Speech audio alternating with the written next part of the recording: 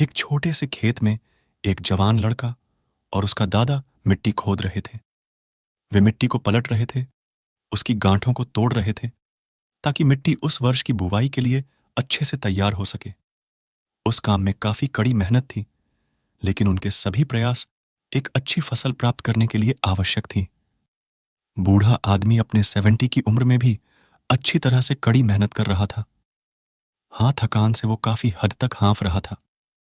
हर प्रहार के जोर से उसके माथे से पसीना टपकता था, लेकिन फिर भी वह शिकायत नहीं कर रहा था।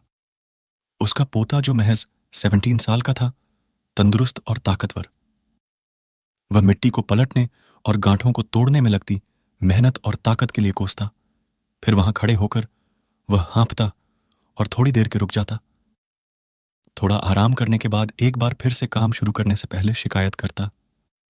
थोड़ी देर बाद युवा पोता देखता है कि उसके दादाजी ने जितना काम कर जमीन को तैयार किया, वो खुद ने की तैयार की जमीन से बहुत ज्यादा है। दादाजी, जब आप इतने बूढ़े हो, फिर भी आपने मुझसे इतना अधिक काम कैसे किया? पोता अपने दादा से पूछता है।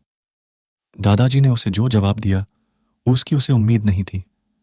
जब हम किसी काम को मुश्किल मानते हैं और उसके बारे में ज्यादा सोचते हैं, तो सच में मुश्किल हो जाता है। और हम बिना सोचे जब उसे करते हैं और करते ही रहते हैं, तो वो आसान हो जाता है। पोता थोड़ा अचंभित हो जाता है, इसलिए दादाजी अपनी बात जारी रखते हैं।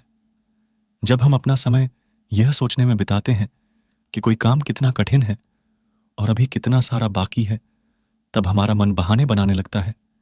इन सभी चीजों के बारे में सोचना, अपने स्वयं के विचारों के बवंडर में फंसना ही उस काम को हमारे लिए बहुत ज्यादा कठिन बना देता है।